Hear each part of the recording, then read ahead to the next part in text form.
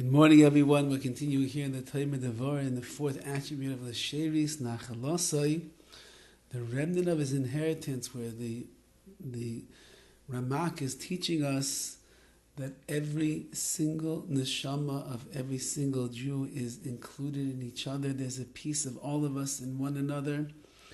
We're like one massive soul that was split up into different pieces, but a piece of us is everywhere.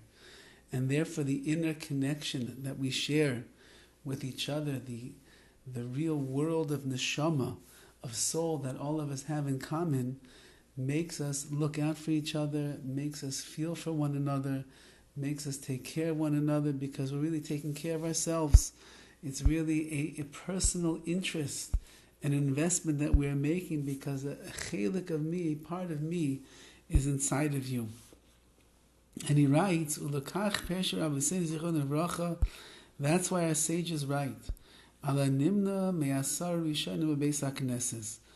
a special halacha that if you come to a shul in the morning for Shachris, or for Mincha, or for Maariv, in the afternoon or the evening, and you are from the Asar Rishonim, you are from the first 10 people in the shul. Now 10 makes a minyan.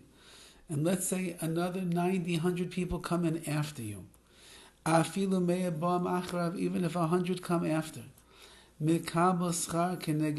you, who's from the original 10, will receive the reward for all of the people that are in the shul. Literally 100 people. Why? Because the first 10 that came, they are included in one another. And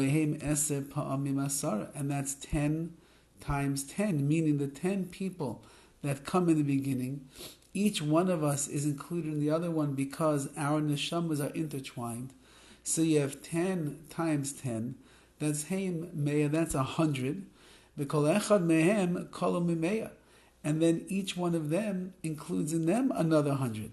Therefore, even if 100 people will end up coming in, he has the reward of all 100.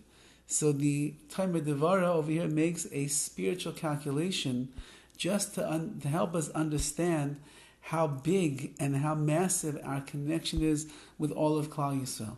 The first 10 people will come to shul. It looks like it's only 10 people, but it's not true. Each one is invested in the other.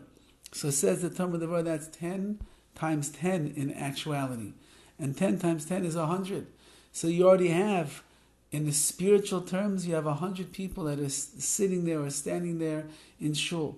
And that means that even if another 100 people would come, you are going to receive the reward of all 100, because it's already as if there's 100 people that are in that shul together with you. It's like there's 100 neshamas that are already gathered to pray and daven to HaKadosh Baruch Hu.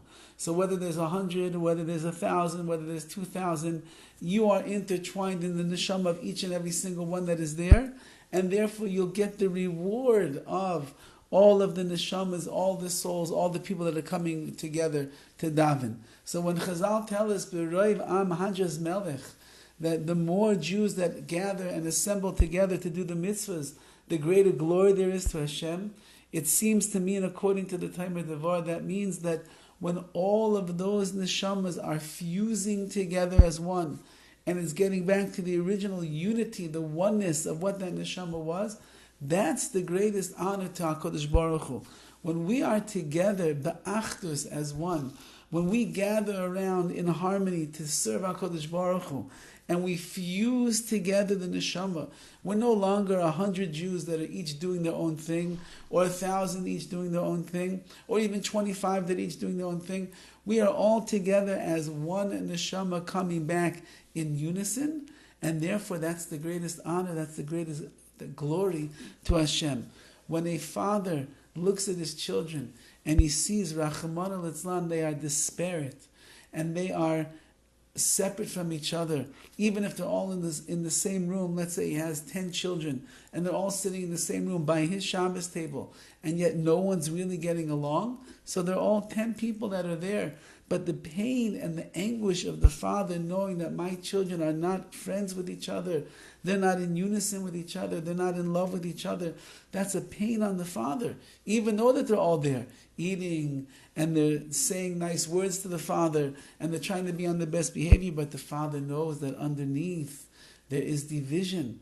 But if all of those children are sitting at the table and everyone's getting along and everybody loves each other and everybody respects each other and everyone's looking out for the best in each other, the Nachas, Ruach, the pleasure that the father has from that gathering of his children is amplified because of the unity that exists. When all of Klal Yisrael, the more Jews that come together in unison to Hashem, that's the greatest honor, the greatest glory, the greatest Nachas Ruach that we can possibly give to Hashem. Have a wonderful day.